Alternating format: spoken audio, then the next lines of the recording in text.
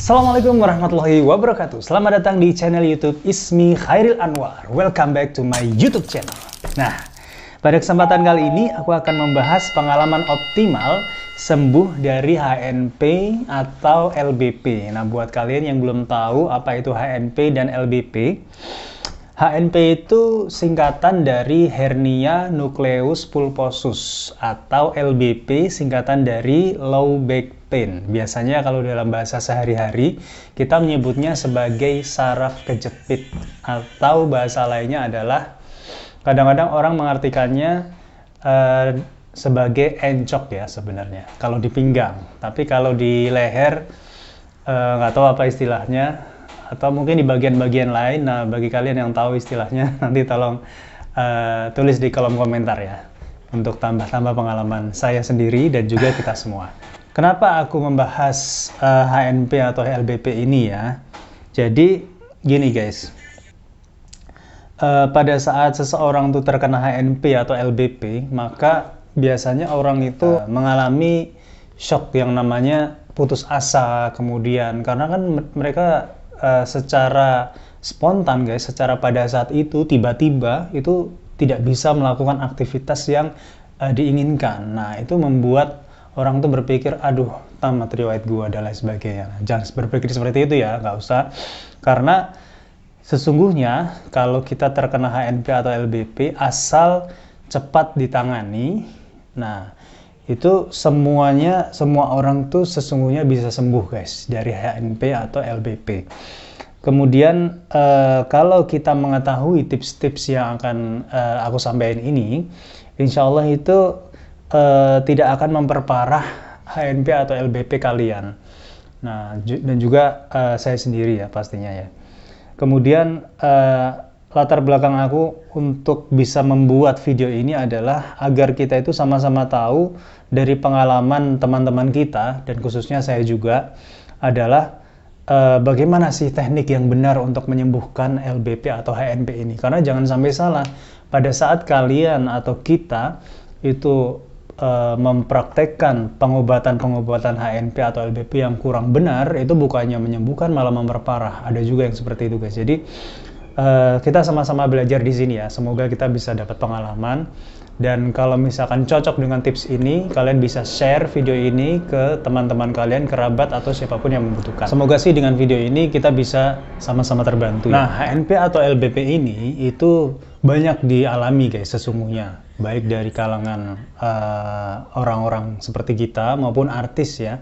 Kita bisa belajar dari para artis juga untuk bagaimana cara mereka sembuh, atau pengalaman dari para YouTubers lain bagaimana cara mereka sembuh, dan khususnya juga dari video ini juga bisa guys. Nah, oleh karena itu penting bagi kalian untuk menyimak video ini secara penuh agar kita bisa mendapatkan pengalaman yang presisi minimal guys, dari saya sendiri dan teman-teman kita. Kalau yang aku bahas kali ini itu khusus pengalaman aku sendiri ya guys. Jadi dulu itu aku pernah kena yang namanya HNP atau LBP ini. Kenapa kok aku hampir menyamakan kedua istilah itu ya? Karena banyak orang yang kadang-kadang membedakan dua istilah itu guys, HNP dan LBP.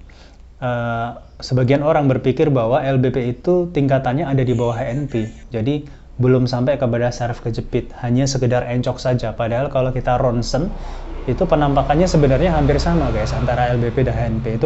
Itu mengapa sebenarnya aku itu lebih suka menyamakan kedua istilah itu, karena sesungguhnya mulai dari gejala, kemudian diagnosa, dan ronsen itu sama guys. Dan pendapat satu dokter dengan dokter lainnya itu kadang ada yang bilang HNP, kadang ada yang bilang LBP, itu nggak mesti ya. Jadi dokter satu dan dokter lainnya juga kadang-kadang memiliki hipotesa atau hipotesis yang berbeda-beda guys. Nah, aku juga mengalami ini, kemudian mengobati sendiri, juga pernah ke rumah sakit, dan lain sebagainya juga sudah pernah aku lalui guys. Aku ceritain pengalaman aku dulu ya. Jadi kejadian ini itu bermula dari trigger guys sebenarnya. Jadi dari pemicu. Awalnya dulu itu aku naik motor gitu ya. Naik motor, kemudian ternyata di jalanan tuh ada jalanan yang tidak bagus guys, permukaannya tidak rata, kemudian benar-benar bergelombang parah, Nah, mungkin nanti aku akan taruh gambar salah satu contoh jalan yang aku lalui ya di sini. Nanti kalian bisa mungkin punya pengalaman yang sama dengan aku. Jadi biasanya orang-orang yang kena HNP atau LBP ini mereka didahului dengan trigger dulu guys, dengan pemicu. Kalau misalkan ujuk-ujuk sedikit demi sedikit HNP atau LBP itu ada sebagian dokter yang mengatakan itu mungkin terjadi, ada yang tidak, dan begitu juga sebaliknya. HNP ini bisa juga dialami seseorang itu sebenarnya ada akumulasi sedikit demi sedikit dari pergerakan yang salah kita atau dari bagaimana kita melakukan aktivitas sehari-hari. Bisa dari ngangkat beban yang terlalu berlebihan, tidak bisa dikelola oleh tubuh tapi kita memaksakan, itu juga bisa memicu HNP atau LBP. Nah, banyak faktor yang disebutkan oleh para spesialis kita ya. Biasanya kalau aku lalu jalan bergelombang itu aku ngangkat pantat guys, biasanya guys ya. Jadi tubuh kita itu nggak langsung berbenturan dengan yang namanya jalan. Cuman pada saat itu aku lupa guys untuk ngangkat pantat aku, dan akhirnya aku terabas lah, bret gitu ya. Itu jalanan mau ke kantor posisinya, aku terabas, kemudian karena mungkin sebenarnya kecepatannya nggak terlalu tinggi ya guys ya. Kecepatannya standar lah kalau untuk laki-laki ya khususnya ya. Aku terabas, bret gitu kan. Akhirnya karena motorku waktu itu pakai boxnya itu sempet bahkan sampai jatuh. Mungkin karena boxnya emang juga kurang rapat ya sebenarnya guys ya. Jadi box motorku itu jatuh, kemudian aku ngambil box motor itu guys. Tapi motornya aku parkirin dulu. Aku ambil box motor, terus box motornya aku benerin di sisi jalan yang aman ya posisinya. Kemudian aku duduk. Setelah itu sudah aku benerin. Ternyata setelah aku benerin, pada saat aku mau berdiri itu langsung kerasa sakit di bagian L4 dan L5 aku ini guys. Jadi bagian ruas tulang belakang tertentu agak ke bawah di atas tulang ekor itu ternyata sakit banget, gak bisa aku tahan sama sekali, dan bahkan aku nggak bisa bergerak atau bahkan berdiri guys. Jadi gerak tangan sedikit gini aja itu ternyata terasa guys sampai ke sini. Luar biasa ya. Jadi yang gerak tangan tapi yang kerasa juga sampai ke tulang belakang. Nah, itu benar-benar aku betapa khawatirnya ya guys ya pada saat kondisi itu.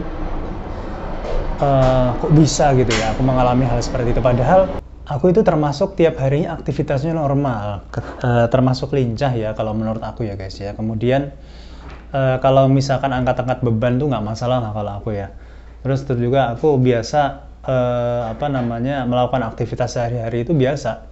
Tapi ternyata pada saat itu ngangkat box motor yang menurut aku enteng aja, setelah itu aku berdiri itu benar-benar nggak bisa dan kerasa sakit di L4 dan L5 tadi ya. Nah, itu nanti aku mungkin akan kasih tahu kalian hasil ronsen aku ya di L4 dan L5 ini maksudnya seperti apa sih penampakannya, kok aku bisa bilang itu saraf kejepit sesuai dengan klaim dari dokter ya. Nah, itu aku akan taruh di sini, kalian bisa lihat. Jadi ada penonjolan di situ ya, penonjolan tulang yang menjepit ligamen. Oke, kita kembali lagi dulu ke cerita aku ya. Jadi setelah aku mengalami hal tersebut, nah singkat cerita ya guys ya. Singkat cerita itu aku udah di rumah sakit gitu ya. Terus itu nunggu kamar itu sampai aku inget 2 jam ya guys ya. Mulai dari masuk rumah sakit sampai dengan dapat kamar tuh lumayan lama, 2 jam, karena posisinya emang di situ aku belum bisa ngubungin siapa-siapa gitu ya. Akhirnya posisinya itu aku dibantuin lah, dan plus aku minta tolong juga sama perawatnya untuk ngubungin ini. Akhirnya proses administrasi udah berjalan normal, dan akhirnya setelah mereka mendapat jaminan bahwa biaya udah oke gitu ya, biaya udah ada yang nanganin, akhirnya barulah aku dapat kamar guys. Itu kondisinya ya guys ya. Setelah dapat kamar, aku dirawat inap di situ selama 3 hari. Kemudian dokter spesialisnya datang berganti-ganti ya dokternya. Terus dokter dokter jaga juga datang, dan aku juga nanya repetisi pertanyaan, dan singkat cerita saran dari dokter tersebut adalah banyak-banyak istirahat guys, ternyata solusinya. Jadi mereka beranggapan bahwa kalau Anda istirahat selama 3 hari, itu saya yakin LBP-nya akan meringan. Cuman saya waktu itu dikasih 2 solusi dari dokter spesialisnya guys ya. Langsung saya disikat dengan pertanyaan, Bapak mau terapi obat atau mau operasi? Dalam hati saya kan, mau terapi obat apa operasi? Operasi kayak gimana ini dalam hati saya? Saya tanya, dokter kalau operasi itu gimana? Kalau operasi itu kayak gimana ya dokter ya? Jadi kalau operasi itu ya guys, jadi bagian ruas tulang belakang kalian yang sakit itu kan di antara ruas itu sebenarnya ada bantalan ya guys ya, bantalan syaraf. Nah, mungkin aku taruh nanti gambarnya di sini ya. Jadi ada bantalan saraf. Nah, bantalan saraf itu posisinya itu menonjol sampai menghimpit ligamen guys. Nah, menghimpit ligamen. Nah, tadinya aku pikir bantalan saraf itu bisa dimasukin guys. Ternyata menurut klaim dokter itu tidak bisa dilakukan. Nah, cara satu-satunya adalah dengan memotong atau menguras habis bantalan tersebut, kemudian mengganjalnya atau menopangnya dengan logam. Dengan logam. Jadi nanti prosesnya itu waktu aku dijelasin itu, tulang kalian itu akan dibor ya. Tulang kalian ruas belakang itu akan dibor kedua sisinya, depan dan belakang, kemudian bawahnya juga, kemudian dikasih penopang gitu. Intinya agar tulang belakang kalian itu tidak mengalami pergerakan di ruas tersebut. Jadi kalau dipikir-pikir ya, daripada dokternya nggak bisa ngasih bantalan, mendingan kan dikakuin sekalian tuh ruas tulang belakangnya biar nggak menjepit ligamen. Nah, kemungkinan besar yang dimaksud sama dokter itu. Jadi mematikan pergerakan di tulang atau ruas tulang belakang di area tersebut guys. Setelah dijelasin gitu aku kan ngeri ya guys ya. Waduh, karena dokter tersebut juga menjelaskan bahwa tingkat keberhasilannya juga tidak bisa 100%. Jadi operasi tingkat keberhasilannya tidak bisa 100%, ya otomatis aku bilang aja ke dokternya, oh gitu ya dokter ya, baik, sementara kalau gitu terapinya terapi obat-obatan dulu aja dok gitu. Jadi akhirnya aku dikasih obat-obatan yang dosisnya tinggi. Nah, aku dikasih obat sama dokternya, terus juga diinfus juga ya, terus rawat inap 3 hari. Nah, kebetulan di rumah sakit tersebut, kalau kalian dirawat di rumah sakit dalam kondisi seperti itu ya, sebenarnya untuk fasilitas pembersihan badan itu dibantu guys sama perawatnya. Nah, kemudian kalau kalian di rumah sakit tertentu itu biasanya dapat makan juga, dapat minum. Jadi kalian nggak usah khawatir kalau misalkan dirawat di rumah sakit dalam kondisi seperti itu maksudnya ya. Jadi ini buat pengalaman kita aja. Jadi seperti itu kalau kita dirawat di rumah sakit dalam kondisi sakit seperti itu. Nah, setelah ya aku pilih metode obat-obatan, dokter itu memberikan resep, kemudian di daftar obat-obatan tuh pada saat aku minum, karena dosisnya tinggi, itu aku ngerasa agak puyeng guys, makanya aku disuruh istirahat aja di kasur. Dan memang pada saat durasi itu aku itu tidak pernah ada keinginan untuk ekskresi guys ya. Jadi kalau kalian mungkin ada yang berpikir, loh gimana ini dan itunya, itu sebenarnya nggak terjadi pada saat aku mengalami sakit tersebut ya guys. Jadi aman. Nah, setelah 3 hari barulah ekskresi itu dimulai. Udah ada ekskresi, kemudian aku bisa agak bangun gitu ya untuk melakukan hal tersebut. Nah, intinya sekarang yang aku mau ceritain di situ adalah pada saat kondisi itu benar-benar seperti aku itu kehilangan tenaga, seperti benar-benar tulang belakang itu seolah masih belajar bagaimana caranya bangun dari tempat tidur. Karena pada saat kalian tidur begini ya, itu nggak bisa posisi kayak orang mau sit up gitu, nggak bisa guys. Bahkan untuk miring kanan kiri itu juga kesulitan. Jadi benar-benar pada saat tidur gini ya, mau angkat gini nggak tahu, seperti nggak tahu apa yang harus dilakukan sih, gimana caranya sih bangun. kayak udah lupa gitu gimana caranya bangun. Itu saking tulang belakang ini udah kehilangan energi kalau aku bilang ya. Jadi itu kenapa pada saat sakit HNP atau LBP waktu itu aku mendapatkan definisi bahwa jangan-jangan yang dimaksud dengan HNP ini adalah hilangnya selain sarafnya kejepit ya. Jadi hilangnya tenaga seketika kembali dari nol, dan kita memulai untuk memberikan latihan kembali kepada tulang belakang dan saraf-saraf kita untuk kembali belajar bagaimana caranya menempatkan energi di situ. Jadi seolah-olah aku sampai berpikir seperti itu ya. Nah, itu pengalaman pahit mengenai bagaimana sejarah HNP dan LBP aku selama di rumah sakit ya. Nah, hari ketiga itu aku udah mulai agak mendingan ya guys ya. Agak mendingan, udah bisa bangun, tapi posisinya miring dulu ke kiri, kemudian baru bisa bangun. Mungkin bagaimana cara bangunnya aku akan taruh di kolom sini ya guys. Nanti kalian bisa lihat. Sebenarnya dokter yang aku waktu di sana itu menyarankan pada saat kita bangun, baik untuk orang yang sehat maupun orang yang sakit ya, itu cara bangunnya itu nggak bisa langsung tegak gitu ya guys ya. Jadi kalian tuh harus miring dulu ke arah kanan atau kiri gitu ya. Bahkan recommendednya ke arah kanan. Kemudian baru kalian bangun menggunakan otot tangan, bukan otot pinggang. Jadi pinggang kalian tuh sama sekali nggak kena di situ, nggak kehabisan energi di situ. Nah, itu adalah cara bangun yang benar menurut versi dokter gua pada saat itu ya. Nah, itu tips yang pertama, bagaimana cara bangun. Oke, kemudian setelah itu aku pulang guys. Setelah melewati hari ketiga aku pulang gitu ya. Nah, terus ternyata di dalam mobil itu mungkin karena supirnya nyetirnya juga nggak enak gitu ya guys.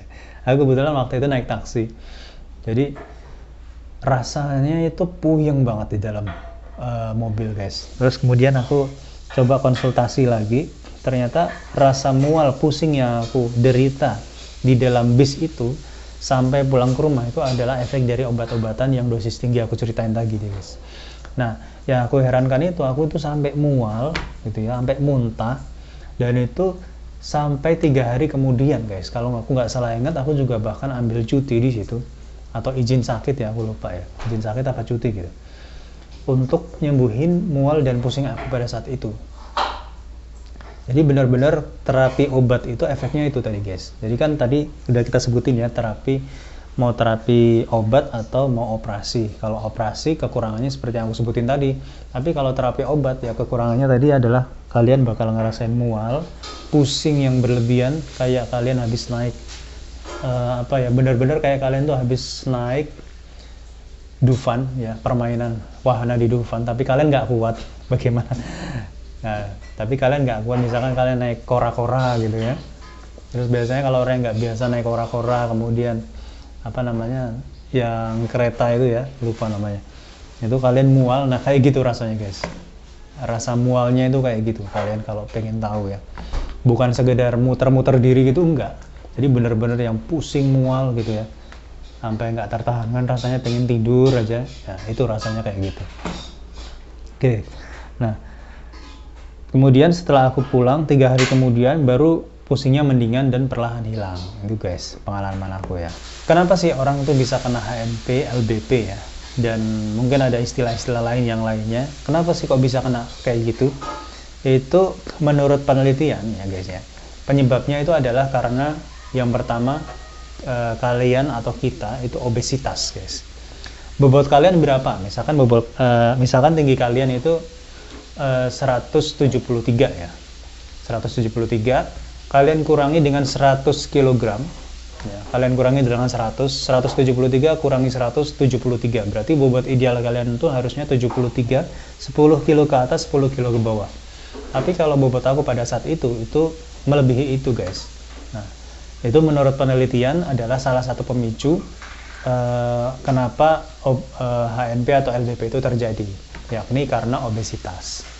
Nah, penyakit tersebut juga bisa terjadi menurut pengalaman rekan adalah karena pengapuran, atau kan biasanya orang yang sudah lanjut usia mereka mengalami pengapuran ya. Kemudian penyebab lainnya adalah karena kalian salah gerak. Jadi seperti yang aku sebutin tadi, kalian itu pada saat mau ngangkat beban yang berat ya, kalian perhitungin dulu nih, kalau sekiranya beban itu terlalu berat, nah ada dua pilihan, kalian mau ngangkat atau enggak gitu kan. Nah kalau kalian mau nggak ngangkat itu lebih baik, tapi kalau posisinya harus kalian ngangkat, maka kalian harus pakai metode yang benar. Metode yang benar yang aku maksud adalah aku akan jelasin di sini ya, di gambar ini. Jadi kalian pada saat ngangkat badan itu, badan kalian itu harus tegak ya guys ya. Kalian harus tegak, selain itu memberi power ke khususnya L4 dan L5 kalian, karena bagian itu yang paling mengeluarkan tenaga pada saat kalian mengangkat beban berat. Kalian kasih tenaga di sini. Nah, bagi kalian yang belum tahu gimana caranya ngasih tenaga, itu kalian pokoknya fokusin aja, kalian bengkokin banget tulang belakang kalian tuh ke belakang. Kayak kalian kalau misalkan pengen tahu, kalian lihat bagaimana cara kuli-kuli bangunan atau kuli-kuli paket ekspedisi ya biasanya. Kuli-kuli paket ekspedisi itu kalau ngangkat beban, mereka biasanya kalau ngangkat beban tuh badan mereka cenderung miring ke belakang ya guys ya. Itu karena untuk memberikan tenaga sekaligus mengunci tulang belakang agar tenaga mereka itu optimal. Lain halnya kalau orang awam, kalau ngangkat beban itu mereka cenderung bungkuk ke depan gitu guys. Nah itu salah besar guys. Kalian jangan melakukan angkat beban dengan cara yang salah seperti itu. Kalau kalian harus mengangkat beban, kalian kayak tadi ya, jadi badan kalian miring ke belakang, kemudian kalian ngasih tenaga di sini. Cara ngasih tenaganya ya kayak ngencengin perut, tapi ini ngencengin tulangnya, ngencengin otot di belakang. Gimana caranya? Itu butuh latihan guys. Aku juga bingung gimana cara jelasinnya, tapi itu kita akan paham dengan sendirinya ya. Nah ini tulang belakang ini udah kuat di belakang guys. Jadi kayak ngencengin perut tapi lebih dikencengin ke belakang gitu. Nah nanti kalau setiap hari latihan kalian pasti akan paham sendiri guys. Itu cara ngencengin tulang belakang atau otot tulang belakang. Cara ini adalah tips kedua yang sangat efektif menurut aku ya. Dan pengalaman aku, ini cara yang paling cepat bisa kalian nyembuhin juga. Jadi selain ini untuk preventif, bisa juga untuk kuratif sebenarnya. Oke, jadi penyebab berikutnya adalah karena angkat berat beban yang berlebih. Kemudian penyebab berikutnya adalah karena salah gerak guys. Nah, kenapa kok aku bilang salah gerak? Jadi ini pengalaman aku pribadi beberapa kali ya sebenarnya. Yang pertama aku di paha, kemudian berikutnya ada lagi di leher, kemudian di pinggang ya. Itu semuanya terjadi adalah karena salah gerak. Loh, kenapa kok bisa salah gerak? Yang pertama, kalian pada saat melakukan kegiatan yang energik ya, itu jangan lupa untuk selalu mendahuluinya dengan pemanasan. Misalkan gini guys, kalau kalian adalah seorang pekerja keras, mau itu kuli bangunan, tukang ekspedisi, atau mungkin pelatih senam, atau mungkin kalian mau iseng-iseng senam nih, atau mau angkat berat beban yang berlebih, kayak misalkan kalian pengen iseng-iseng bangun rumah sendiri, kalian angkat-angkat batu, kemudian ngaduk semen, kemudian kalian mau cabut rumput bahkan, dan mau melakukan aktivitas lainnya, itu kalian usahakan untuk melakukan pemanasan terlebih dahulu. Pemanasannya akan aku contohin di video ini ya. Jadi pemanasan itu wajib kalian lakukan. Nah, pada saat kalian pemanasan, itu otot-otot kalian tuh akan merenggang, kemudian otot kalian tuh akan lentur, dan setelah itu mudah untuk kalian lakukan pergerakan apapun. Ibarat misalkan karet yang keras ya, kalau kalian lakukan pergerakan maka akan patah di situ guys, akan abnormal di situ. Lain halnya kalau karetnya lentur, maka karet bisa bergerak ke segala arah. Nah, kira-kira ilustrasinya seperti itu, dan itu terbukti guys. Itu terbukti dan diakui oleh banyak praktisi bahwa sebelum kalian melakukan aktivitas apapun yang berat ya, kalian pemanasan dulu. Kalau kalian mau angkat ember biasa ya nggak usah. Tapi kalau kalian mau angkat-angkat sesuatu yang berat ya, dan juga dalam jangka waktu yang lumayan panjang, itu kalian dahului dengan pemanasan. Nah, jangan lupa itu guys ya, pemanasan. Itu tips yang ketiga berarti ya. Nah, oke, aku akan kembali ke pengobatan tadi ya. Jadi kesimpulannya, setelah aku pulang dari rumah sakit, ini kasus setiap orang mungkin berbeda-beda ya, tapi kalau ini kasus aku, kalau barangkali kalian cocok, kalian bisa coba, tapi kalau sekiranya kalian rasa tidak cocok ya tidak perlu, tidak apa-apa. Ini kita sambil belajar dari pengalaman aja. Selanjutnya yang diberikan ke aku itu adalah fisioterapi ya, seperti yang aku jelasin tadi. Jadi fisioterapinya itu ada beberapa macam guys, mulai dari ini karena aku menggunakan fasilitas BPJS ya, jadi tidak terlalu terbebani dengan masalah dana. Nah, fisioterapi yang pertama adalah menggunakan sinar guys. Nah, menggunakan sinar ditempelin ke L4 dan L5 aku. Kemudian di situ aku ngerasa anget dan sejujurnya sih sedikit banget mendingan guys, tapi itu belum terlalu membantu ya sebenarnya. Selain fisioterapi yang model seperti itu, aku juga fisioterapi menggunakan alat yang getar gitu ya. Alat getar, aku nggak tahu namanya apa ya waktu itu. Jadi digetarin dulu di belakang L4 dan L5 aku ini, selain disinar digetarin itu. Terus setelah digetarin dilakukan kayak pemanasan lagi, aku nggak tahu itu apa ya namanya. Jadi kayak alatnya itu kayak ring light yang diarahin ke L4 dan L5 aku, terus aku kemudian tunggu dan aku ngerasa hangat di situ. Itu juga. Tapi sebelumnya didahului dengan fisioterapi yang lainnya, yakni traksi guys. Jadi fisioterapi traksi. Kalau fisioterapi traksi itu kayak aku tiduran gitu ya, telentang, kemudian pinggang aku diikat ke kursi yang sisi satunya, kemudian dada aku ya, diikat ke atas, kemudian menggunakan mesin itu perlahan ditarik beberapa kali, beberapa repetisi. Berapa kali ya ditarik, aku juga lupa guys, berapa kali ditarik tuh. Kemudian kadang-kadang itu pada saat ditarik menggunakan alat traksi, pinggang aku itu bunyi guys, gitu ya, bunyi, tapi nggak yang kayak kiropraktik tuh ya, bunyinya cuman dikit, tapi ditariknya itu berkali-kali guys. Nah, itu menggunakan alat traksi, tapi semuanya tidak terlepas dari rujukan atau resep dokter ya. Jadi kalau kalian tidak mendapatkan rujukan tersebut, kalian nggak bisa melakukan fisioterapi. Nah, itu beberapa macam fisioterapi yang aku jalani menggunakan fasilitas BPJS. Nah, kalau kalian menggunakan fasilitas BPJS, kalian bisa lebih hemat ya, khususnya dalam biaya. Soalnya kalau kalian menggunakan pribadi, itu mahal banget emang kalau menurut aku ya. Setelah pulang dari rumah sakit, itu aku kemudian merasa kok kayaknya fisioterapinya itu kurang efek ya guys, sejujurnya. Padahal aku itu udah bolak-balik minimal tuh udah 5 kali guys, 5 kali lebih, aku lupa tuh berapa kali, soalnya banyak, berkali-kali, atau mungkin lebih dari 5 kali ya, 9 kali apa ya guys, lupa saya guys. Nah itu menurut aku fisioterapinya itu nggak membantu, walaupun kadang-kadang sedikit sekali mengurangi rasa sakit ya guys ya.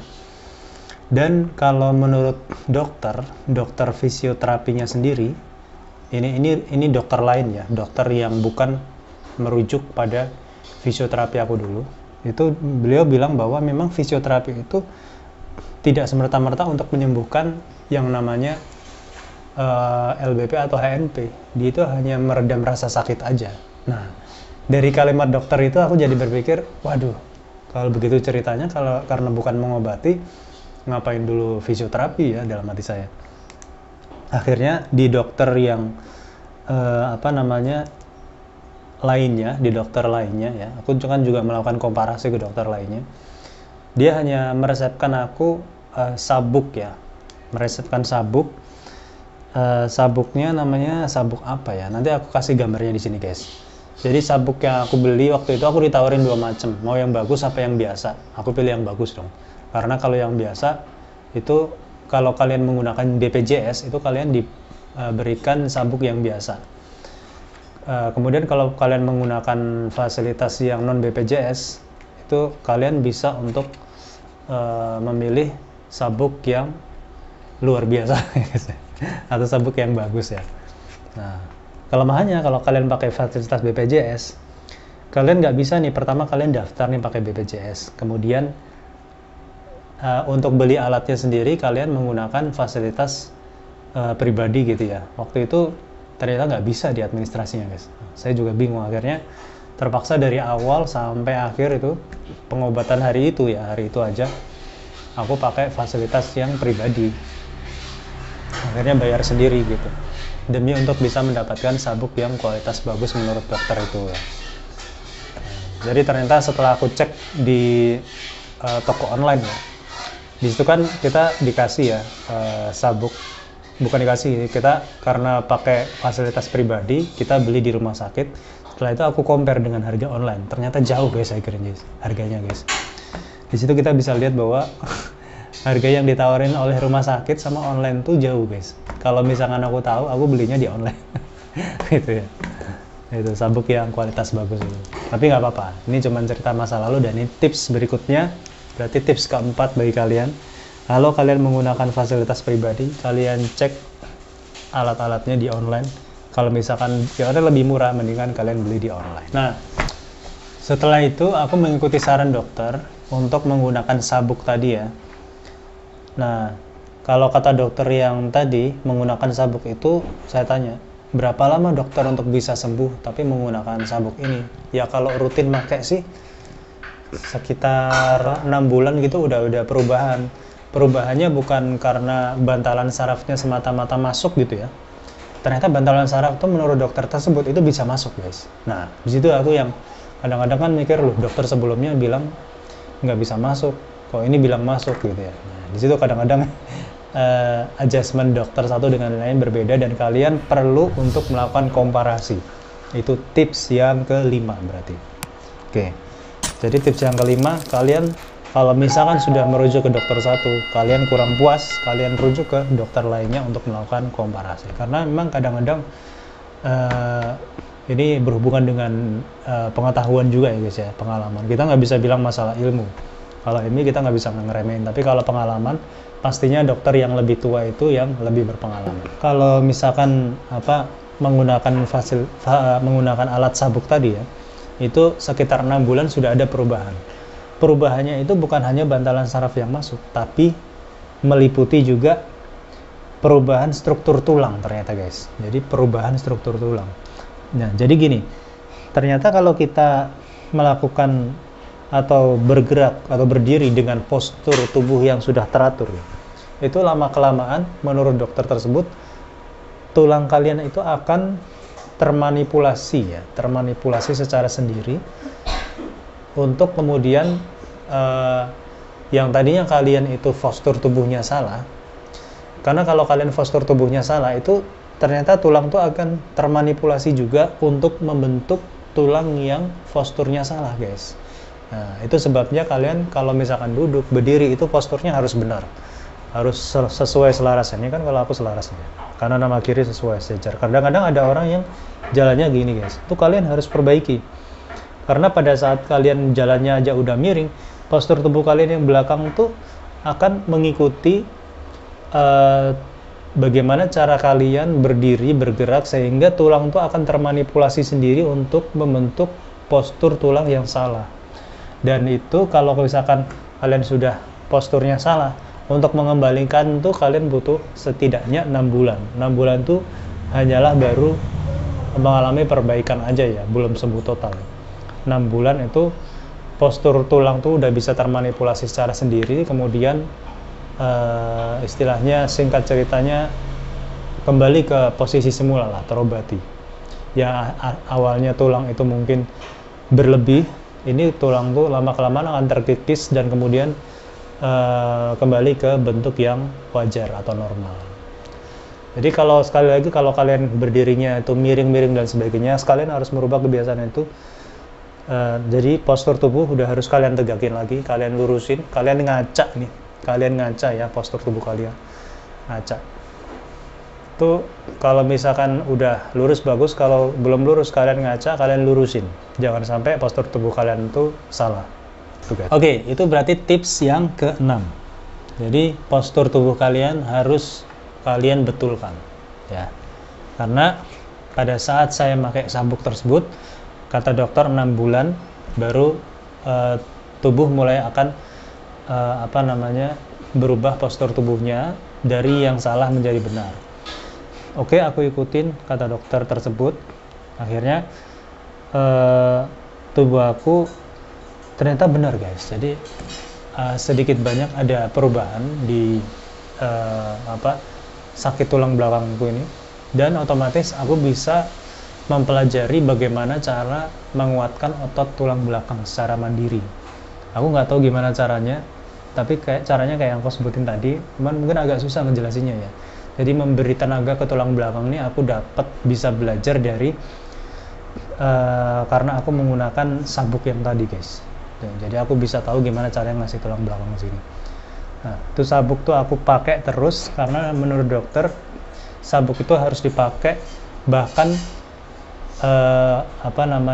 kita makan dan lain sebagainya itu kita pakai, kecuali kalau kita mau ke toilet, mau tidur itu harus dilepas, jangan pakai. Setelah aku menggunakan sabuk, tapi aku merasa kayaknya ini belum cukup optimal tingkat kesembuhannya guys. Jadi pakai sabuk sih pakai sabuk, tapi kadang-kadang seringkali malahan itu masih terasa sakit, dan sampai nggak bisa bangun tuh juga kadang-kadang masih ada guys. Itu sebabnya aku coba-coba browsing di internet kan, tapi nemu sih tapi belum yakin. Akhirnya aku ke dokter BPJS lainnya, berarti ini dokter ketiga guys ya, aku compare ke dokter ketiga. Dokter ketiga itu ternyata menyarankan aku, padahal beliau dokter umum ya, bukan dokter spesialis kayak yang sebelum-sebelumnya.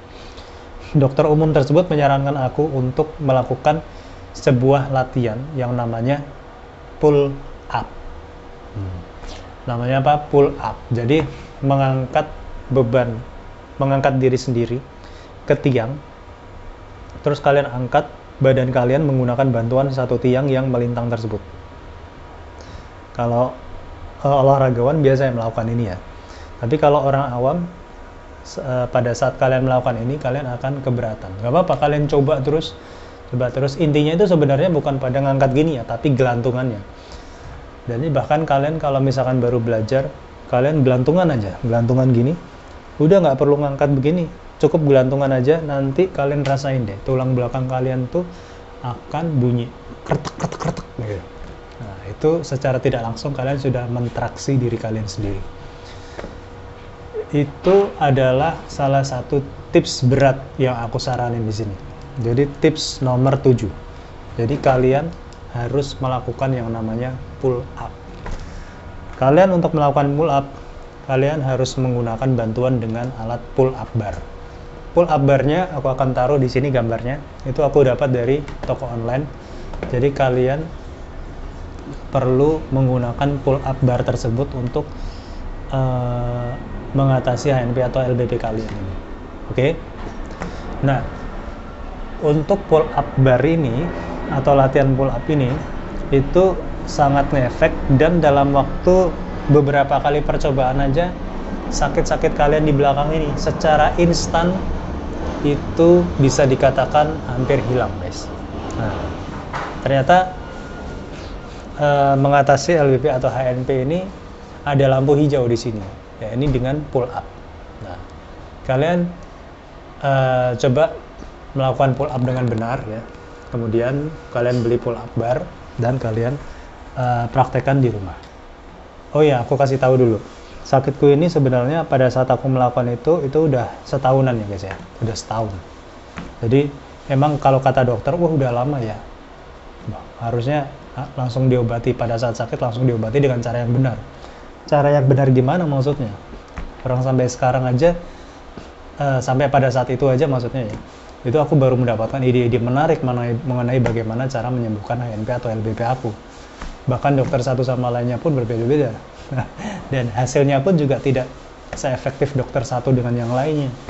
Ada yang nyaranin ini, jangan nyaranin ini, jangan, otomatis nggak bisa semerta-merta aku sembuh gara-gara pertama kali sakit langsung aku obat. Pada saat saya itu setelah melakukan pull up, saya tidak berhenti di situ, saya tetap mencari solusi lain. Aku melakukan sebuah pergerakan yoga. Nah, cara melakukan pergerakannya ada di sini ya. Nanti kalian bisa pelajari. Jadi teknik yang aku pelajari ini adalah teknik yang pada saat aku coba, sekali aja aku coba, itu langsung efek guys. Walaupun tidak sembuh 100% ya, tapi benar-benar jauh perbedaannya dari sebelum aku melakukan yoga. Jadi tips yang ke-8 ini adalah kalian perlu melakukan yang namanya yoga. Tapi gerakannya yang aku saranin ini ya, karena kalau yang lain gerakannya itu sesungguhnya sih kurang terlalu efek sih sebenarnya guys. Yang paling efek tuh yang ini nih. Setelah aku melakukan yoga, aku juga sambil melakukan senam dari dokter guys. Jadi pada saat aku ke fisioterapi, aku ke dokter spesialis yang sebelumnya, itu sebenarnya selain ditraksi, kemudian selain dikasih sabuk, itu juga aku dinasihati untuk melakukan senam-senam tertentu. Itu juga aku laksanakan. Jadi senamnya itu yang seperti aku tunjukkan di video ini juga ya. Senamnya kayak gitu. Jadi kalau yang senam dari dokter ini juga ngefek guys, tapi cuman sesaat sih ngefeknya. Nggak yang sampai bisa membuat aku merasa sampai seperti ini, itu bukan semerta-merta dari senam kayak gitu, enggak. Tapi bagi kalian yang mau mempelajari ya silakan. Ini resep dari dokter spesialis tersebut. Oke. Itu adalah hal-hal yang aku pelajari ya selama aku sakit HNP atau LBP. Nah, mungkin kita bisa sama-sama belajar dari pengalaman ini. Nah, tips berikutnya, tips yang ke-9 ini adalah aku ini dapat tips ke-9 ini dari seorang ustadz guys sebenarnya. Tapi aku tidak menonjolkan ustadznya di sini ya. Aku menonjolkan teknik yang ditawarkan ini. Ternyata teknik ini sudah dipelajari turun-temurun guys oleh para orang-orang di sana ya, oleh orang-orang sudah dipelajari turun-temurun. Kayaknya waktu itu aku aja yang kebetulan dapat ilhamnya itu juga baru kali itu ya, dan ini aku pikir sangat ngefek guys. Jadi pada saat kalian melakukan tips ini, itu kalian akan merasakan efek yang wow gitu ya, seperti yang aku alami pada saat itu, sangat ngefek. Ya, ini tipsnya adalah kalian minum air putih hangat yang molekulnya sudah mengalami perubahan. Nah, sekali lagi, kalian minum air hangat yang molekulnya sudah mengalami perubahan. Kalian minum air hangat tersebut itu sesaat setelah, jadi sekali lagi kalian meminum air tersebut itu segera setelah kalian bangun dari tidur pagi. Kenapa kok molekulnya mengalami perubahan? Soalnya air putih hangat itu sendiri atau air putih itu kalau molekulnya belum berubah itu hanya sebagai sarana untuk pembersihan lambung aja sebenarnya guys. Jadi fungsinya belum optimal gitu gampangnya. Tapi kalau molekulnya udah berubah, maka khasiatnya itu akan nambah gitu guys. Nah, bagaimana cara merubah molekulnya? Ya ini dengan cara mensugesti air tersebut, dengan cara melakukan hal-hal yang baik. Nah, pada saat itu aku memilih sugestinya adalah dengan cara membacakan ayat yang namanya Al-Fatihah. Nah, jadi sebelum minum, aku bacain aku bacain surat Al-Fatihah ke air tersebut. Itu sebenarnya kalau dalam agama Islam ya, karena kebetulan ini aku nggak membahas masalah agamanya ya, tapi aku membahas bagaimana pengalamanku. Ini termasuk dari salah satu teknik juga. Kalau kalian cocok, kalian praktekkan. Kalau enggak, ya nggak apa-apa. Jadi pengalaman aku, setelah aku membacakan surat Al-Fatihah ke ayat tersebut, dan ternyata itu sebenarnya adalah salah satu teknik ruqyah yang paling sederhana di zaman Nabi Muhammad adalah membacakan surat Al-Fatihah ke segelas air. Tapi kalau di sini aku pakai airnya air hangat. Segelas air hangat, kalian bacain Al-Fatihah. Kalian minum segera setelah kalian bangun tidur. Setelah kalian bangun tidur pagi. Kalau setelah pagi kalian tidur lagi, kalian minum lagi. Pokoknya setelah bangun tidur aja, terus jangan sampai bolong. kalian minum air putih hangat tersebut yang sudah diubah molekulnya ya. Kalau misalkan ada yang belum tahu Al-Fatihah itu suratnya ada di mana, itu Al-Fatihah suratnya, kalau misalkan kalian buka Al-Quran ya, suratnya itu ada di bagian terdepan dari Al-Quran. Nih suratnya. Oke, suratnya yang ini ya guys ya. Ini surat Al-Fatihah. Jadi dengan merubah molekul menggunakan surat Al-Fatihah ini, aku waktu itu minum setiap mau bangun tidur, dan itu efeknya bisa sampai meyakinkan aku bahwa oh, aku udah cukup sembuh nih gitu. Ternyata memang ngefek guys ke rasa sakit tulang belakang ini udah tips dari zaman-zaman dahulu bahwa kalau sakit tulang belakang atau encok ya, itu obatnya. Kalau kata orang-orang zaman dahulu ya, sampai sekarang. Dan ternyata setelah aku praktekin itu ngefek guys. Jadi ini tips yang ke-9 tadi ya. Jadi air putih hangat setiap bangun tidur yang molekulnya sudah berubah. Jadi tips yang ke-10 tadi adalah, ya ini aku ulangi ya, kalian meminum air hangat yang molekulnya sudah berubah. Jadi kalian panasi dulu airnya. Kalian ukur suhunya sampai minimal 50 derajat ya. Ini air biasa kebetulan, bukan air hangat. Ini cuma sekedar contoh aja. Nah, kalian ukur suhunya setelah kalian pastikan 50 derajat. Nah, setelah itu baru kalian bacakan surat Al-Fatihah gitu ya. Kalian bacakan surat Al-Fatihah di sini ya. Kalian bacain surat Al-Fatihah. Kemudian bacainya kalian dekatkan aja mulut kalian ke sini ya. Bismillahirrahmanirrahim, alhamdulillahirrabbilalamin, dan seterusnya ya. Tapi makhrajnya, panjang pendek hurufnya harus benar guys, karena kalau tidak benar ya otomatis pastinya kurang efek ya, karena kalian harus bacanya dengan makhraj dan tajwid yang benar. Oke, setelah kalian baca surat Al-Fatihah dengan makhraj dan tajwid yang benar ya, surat Al-Fatihah ini ya, kalian bacain. Setelah selesai, nah baru setelah itu kalian baca doa mau minum ya, Allahumma barik lana fima razaqtana wa qina adzabannar, sambil kalian angkat tangan kalian. Setelah itu baru kalian minum. Bismillahirrahmanirrahim. Oke, sampai habis ya guys ya. Sampai habis. Nah, itu kalian lakukan setiap bangun tidur guys. Nah, coba kalian lakukan itu setiap bangun tidur. Insya Allah teknik ini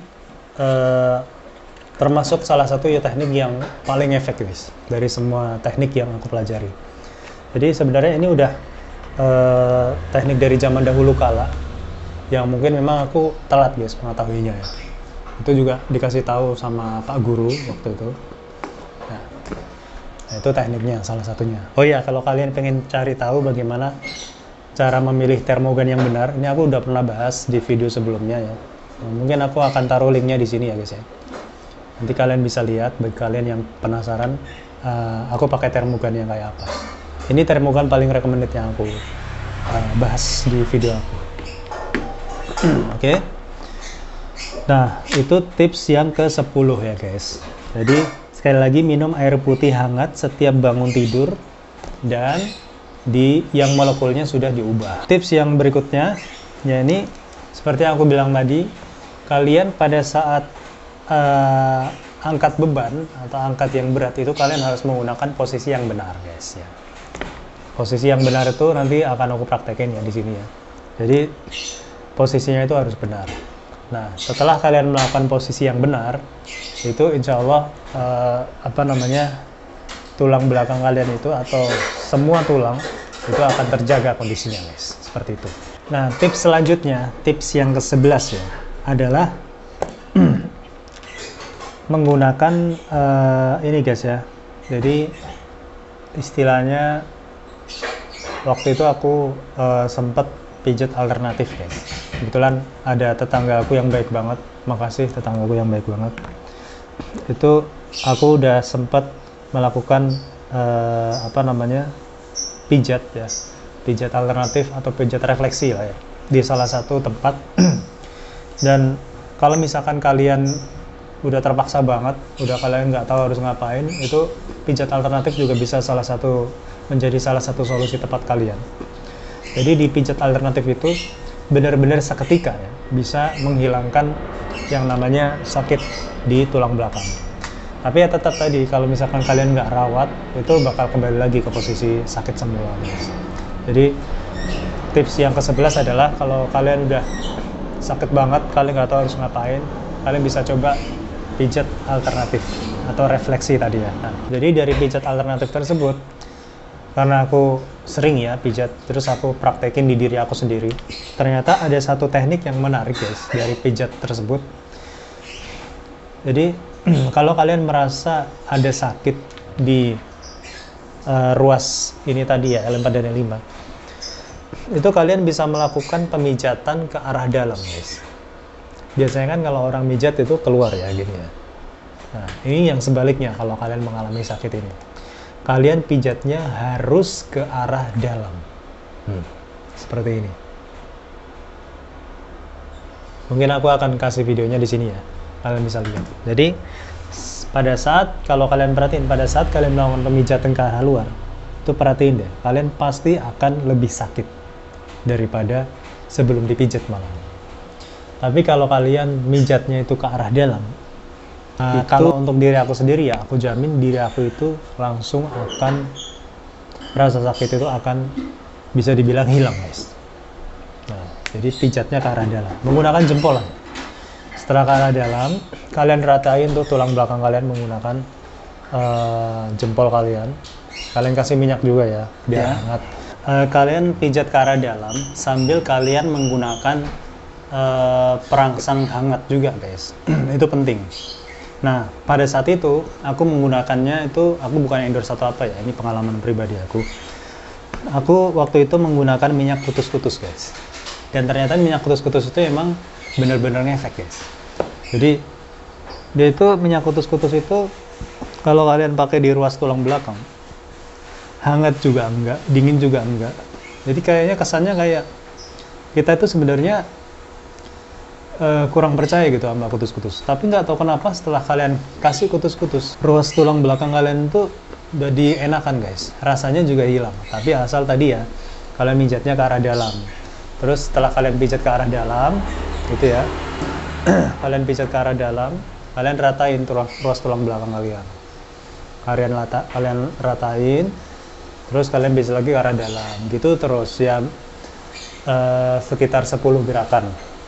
Itu sambil kalian kasih minyak pelicin ya, kayak kutus-kutus gitu, itu insya Allah hilang guys. Nah itu salah satu minyak yang aku pakai pada saat itu. Cuman kendalanya kalau minyak kutus-kutus itu guys ya, harganya relatif tinggi guys. Biasanya untuk orang-orang tertentu itu nggak pas di kantong guys harganya. Oleh karena itu aku memiliki alternatif minyak lagi, yakni minyak lotus ya. Ini bungkusnya udah aku copotin, tapi ini minyak lotus aslinya guys.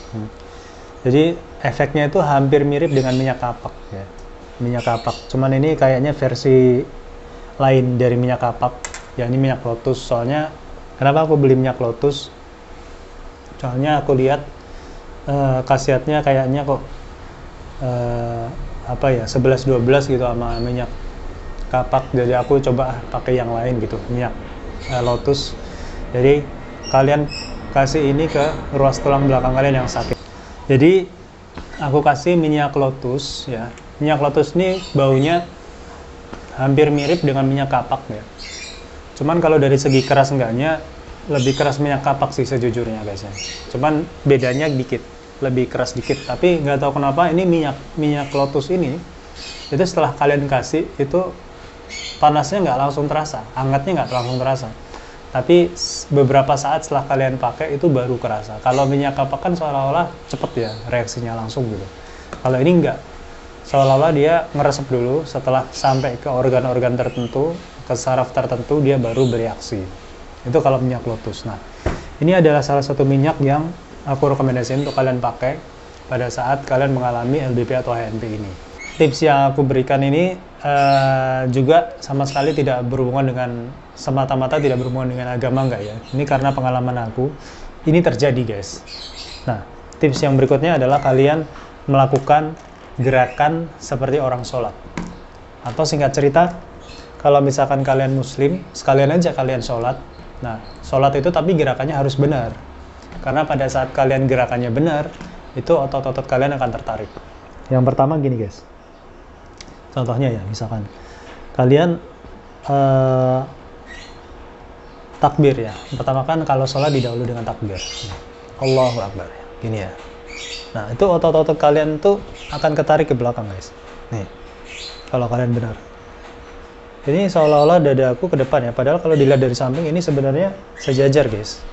Nih, sejajar. Nah, ini akan ketarik. Nah, otomatis saraf-saraf yang berhubungan dengan kejepit di daerah dada ini bisa ya berkurang atau sama sekali menghilang guys. Begitu juga dengan ruku, sujud dan sebagainya. Nah, kalau yang berhubungan dengan LBP atau HNP ini, saya bilang semuanya, semua gerakan tuh ada peran di situ guys. Oke, coba kita bahas yang mengenai rukuk ya. Kalau kalian rukuk yang benar, itu kan posisinya siku ya, atau posisinya hampir siku. Karena kalau siku benar ya nggak bisa. Mungkin kalian akan jatuh ya. Kalau posisinya siku, tulang belakang kalian itu selain ketarik, juga kalian secara langsung itu sedang melakukan latihan untuk menguatkan ruas tulang belakang guys. Nah, ini itu penting banget. Jadi setelah kalian melakukan gerakan-gerakan sholat tersebut, kan kalau di dalam, kalau orang muslim kan sholatnya 5 waktu ya. Jadi kalian sehari itu 5 kali melakukan gerakan-gerakan yang variatif seperti itu. Itu dijamin kalian akan berkurang atau mungkin bisa potensi kehilang sama sekali guys. Penyakit HNP dan LBP ini. Jadi ini adalah tips ke-12 aku mengenai bagaimana cara mengatasi HNP dan LBP ya. Ini dengan melakukan gerakan seperti orang sholat. Atau kalau kalian muslim, ya kalian sholat aja sekalian. Nah, kalian nanti akan berkurang atau hilang sama sekali HNP atau LBP ini. Tips aku yang selanjutnya adalah kalian cukupkan vitamin berjemur di bawah sinar matahari. Soalnya apa guys? Kalau misalkan yang aku rasain ya, kalau misalkan aku berjemur, itu daya tahan tubuh itu langsung meningkat guys. Tidak hanya untuk mengatasi flu dan lain sebagainya, apalagi di masa pandemi ini ya, tapi itu juga ternyata ngefek untuk tulang-tulang aku guys. Jadi pada saat aku itu melakukan pemanasan di bawah sinar matahari ya guys ya, itu otomatis sedikit banyak keringat keluar guys. Kemudian badan lebih sehat. Nah, kalau khususnya kalian yang muslim ya, kalian kalau ke masjid itu pada saat duhur sama asar itu sebisa mungkin kalian jalan kaki, karena kalian secara langsung itu bisa sambil kena sinar matahari. Nah, itu yang dimaksud. Nah, jadi kalau kalian sambil ke masjid kan berarti kalian tidak perlu meluangkan waktu lebih ya untuk melakukan hal itu, karena itu udah sepaket dengan keseharian kalian gitu. Jadi duhur dan asar kalian manfaatin banget untuk jalan kaki ke masjid. Pulangnya juga kalian jalan kaki, itu kan membuat kalian itu kena sinar matahari. Ada yang bilang sinar matahari yang bagus jam 9 sampai jam sekian. Nah, kalau aku pribadi aku alami adalah aku menggunakan terik matahari itu hanya pada saat duhur dan asar aja guys. Aku nggak, walaupun dulu sempat aku menggunakan jam-jam tertentu untuk melakukan pemanasan tersebut, tapi nampaknya aku nggak punya cukup waktu hingga akhirnya aku manfaatin jam-jam di duhur dan asar itu aja guys. Nah, itu udah ngefek banget guys. Bagi kalian yang mungkin non muslim, kalian perlu meluangkan waktu khusus barangkali guys untuk berjemur di matahari. Kemungkinan boleh kalian manfaatin di jam-jam tertentu, misalkan jam 9 sampai jam 10 ya, karena kata para pakar dan sebagainya mungkin jam-jam segitu. Tapi kalau aku sih di jam 12 sama jam 4 sorean, di jam 12 sampai jam 3 sorean itu pun nggak masalah, dan ngefek buat aku sendiri guys, dan sangat ngefek. Nah, itu nggak masalah. Nah, itu tips dari aku, tips ke-12 ya, ini mengenai pemanasan setiap hari di bawah sinar matahari. Tips yang ke-13 adalah bangun tidur atau bangun dari berbaring dengan cara yang benar. Seperti aku jelasin tadi, pada saat kalian bangun, kalian tuh jangan langsung vertikal ya ke arah depan. Tapi kalian miring dulu ke arah kanan atau kiri. Highly recommended-nya adalah ke arah kanan. Ke arah kanan. Ini saran dari dokter saraf waktu itu ya. Ke arah kanan. Setelah itu baru kalian bangun secara badan miring gitu. Nanti aku akan praktekin dan videonya aku sematin di sini ya. Nah, itu cara tips ke-13 mengenai cara berdiri atau bangun tidur yang benar. Jadi sekali lagi, kalau kalian udah menguasai bagaimana cara mengencangkan otot tulang belakang, kalian juga sambil mengencangkan otot tulang belakang itu minimal sampai 6 bulan. Nah, nanti kalian bakal terbiasa kencang otot tulang belakangnya. Karena pada saat otot tulang belakang kencang, itu otomatis akan melatih ligamen dan akan melatih bantalan saraf untuk kembali ke posisi semula. Kemungkinan besar seperti itu, guys. Tips yang berikutnya adalah aku juga menggunakan alat yang namanya Dr. Q, guys. Ini juga bukan endorse, bukan apa, ini pengalaman aku sendiri. Aku menggunakan ini, guys. Nih, ini adalah alat yang namanya Dr. Q. Nanti akan aku praktekin cara pakainya di video yang di sebelah aku ini ya. Nanti akan aku sematin, kalian bisa lihat. Jadi ini adalah alat mereknya Dr. Q. Aku pakai alat ini untuk melakukan massage atau pijat, kemudian melakukan traksi dan melakukan pemanasan terhadap L4 dan L5 aku atau terhadap tulang belakang. Nah, alat ini tuh cara kerjanya simple. Ya, ini alat ini akan melakukan pemanasan di sini terlebih dahulu.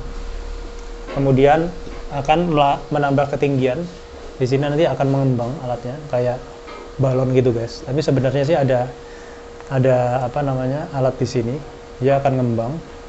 Setelah itu akan membuat apa namanya? Badan kalian itu condong ke depan sehingga seolah-olah melakukan traksi. Nah, kemudian sekaligus alat ini akan melakukan getaran. Jadi panas, getar, dan traksi itu akan terjadi secara bersamaan dengan alat ini. Nah, alat ini juga highly recommended.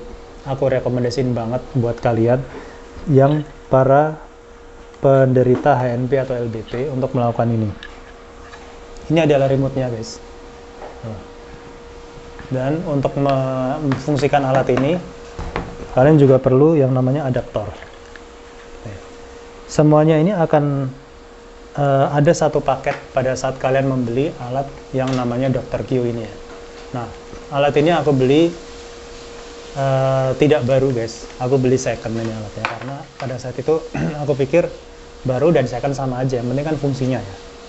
Jadi bagi kalian yang mungkin ingin melakukan terapi, kalian nggak perlu beli alat yang mahal. Kalian cari aja yang murah, tapi yang kayak gini ya. Nah, aku juga memiliki alat lain, guys. Alat lain ini, aku lupa ini merek atau namanya apa ya. Cuman kayak gini alatnya, guys. Nah, kalian bisa lihat ya. Ini ada tombol power di sini. Dan ini ada kabel adaptor juga. Kalian butuh adaptor, bisa juga pakai adaptor Dr. Q yang tadi.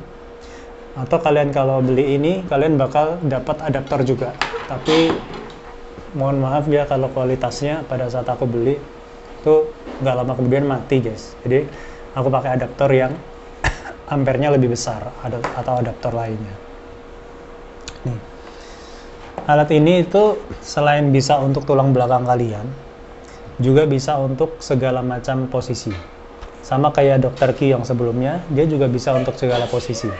Mulai dari tulang belakang kalian, terus kalian yang mungkin punya penyakit atau punya sakit ya, sakit pada saat datang bulan atau nyeri head gitu ya, kalian bisa pakai di bagian tertentu kalian.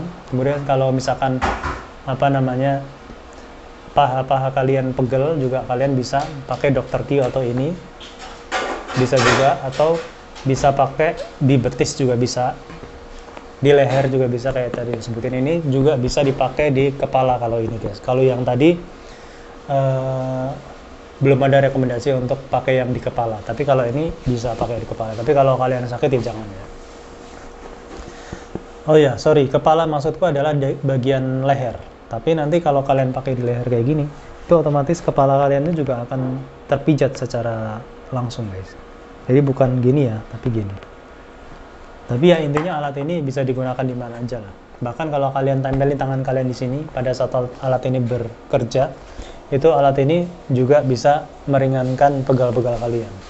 Bisa untuk punggung juga bisa, punggung tangan, atau punggung kalian sendiri juga bisa. Nah, jadi kalau kalian beli alat ini, kalian juga nggak rugi, karena dia punya segala macam fungsi. Kalau kalian pakai adaptor yang besar, maka power kekuatannya pun juga akan membesar guys. Nah, itu tipsnya. Jadi tips yang ke-14 adalah menggunakan alat ini. Aku nggak tahu namanya, tapi nanti aku akan kasih link deskripsinya di sini ya. Nanti aku cari-cari dulu. Oke, ini alatnya. Nah, alat ini pada saat kalian pakai di pinggang itu ngefek juga guys, ngefek juga. Tapi ya tingkat efektivitasnya bisa dibilang mungkin tidak langsung ya. Tapi kalau aku sih nggak pakai ini pada saat pinggangku udah baik masalahnya guys. Pada saat pinggangku pas kena HNP atau LBP aku belum pakai ini. Tapi alat ini juga salah satu dari rekomendasi aku. Kalau kalian mau, kalian bisa beli. Ini alatnya guys ya. Oke, setelah itu aku juga punya satu alat recommended lagi, yakni alatnya ini guys. Nah, ini adalah alat yang bisa kalian sebut sebagai alat bekam kering. Nah, kalau ini sih mereknya gini ya guys ya. Nih, KL ya mereknya ya. KL Kangling Pull Out of Vacuum Apparatus. Ada tulisan 6 PCS.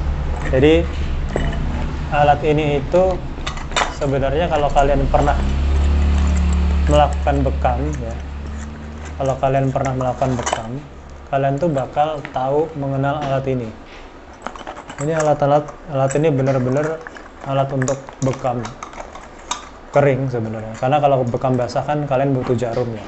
Dan itu hanya aku rekomendasikan kalian pergi ke ahlinya aja kalau bekam basah. Tapi kalau bekam kering kalian bisa lakukan sendiri di rumah. Jadi bekam kering ini aku pakai di area sekitar ruas tulang belakang aku pada saat itu. Tapi jangan sekali-kali kalian pakai alat ini di bagian L4 dan L5 kalian, itu jangan. Tapi di sekitar-sekitarnya. Fungsinya adalah untuk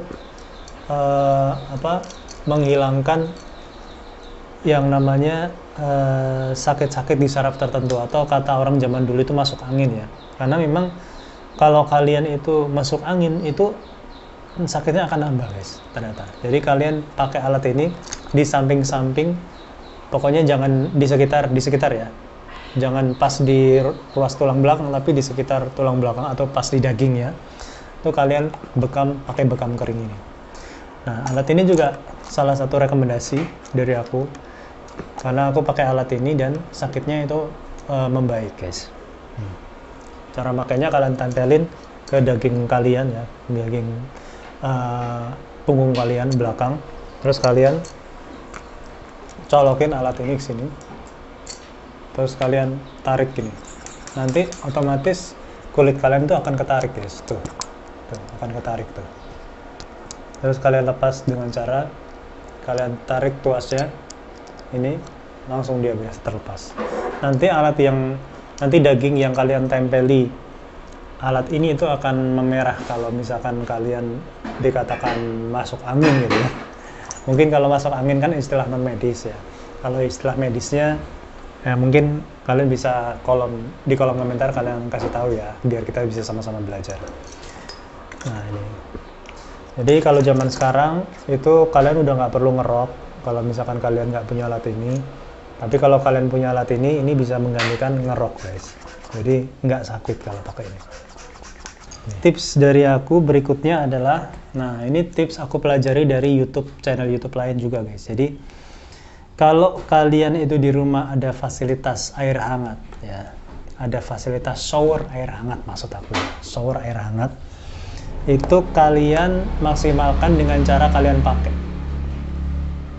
ya, kalian pakai shower air hangat, karena rintik-rintiknya itu pada saat kalian arahkan ke pinggang itu benar-benar akan membuat pijatan-pijatan soft yang akhirnya bisa meringankan sakit ruas tulang belakang kalian, dan itu terbukti guys. Memang jujur aja itu salah satu tips yang aku highly recommended. Tips yang keberapa ini ya, kalau nggak salah ke-15 ya guys ya. Jadi ini tips yang ke-15, highly recommended juga. Pada saat kalian arahkan ke pinggang belakang kalian, itu sakit akan berkurang guys, ternyata guys. Sakit akan berkurang dan kalian bisa gunakan sebagai salah satu terapi. Mungkin kalau kita kasih judul ini terapi rintikan air hangat, kira-kira seperti itu guys ya. Jadi terapi shower air hangat, karena kalau shower biasa aja itu kurang efek guys. Kalian mesti pakai yang hangat. Nah, kalau kalian misalkan pas nginep di hotel, untuk kalian biasa kan ada ya, kalau misalkan kalian di rumah nggak ada, pas nginep di hotel tuh biasanya kan ada shower kencang banget. Nah itu kalian arahin di ruas tulang belakang sambil kalian berdiri dengan postur tubuh yang benar, atau mungkin kalian rukuk ya, kalian rukuk dengan postur yang benar, kalian arahin lama gitu ya, sekitar semenit ya, kira-kira semenit lah. Terus kalian ulangi sehari 3 kali, itu juga bisa ngefek guys. Jadi tips yang berikutnya adalah terapi rintikan shower air hangat. Nah itu tips yang ke-15. Nah, yang aku tidak saranin adalah kalian meminum obat-obatan yang berkaitan dengan tulang, guys, untuk masalah ini. Jadi ini terjadi di kasus tetangga aku. Jadi tetangga aku itu dia direkomendasiin untuk oleh seseorang untuk minum kayak obat-obat untuk pendukung tulang gitu ya.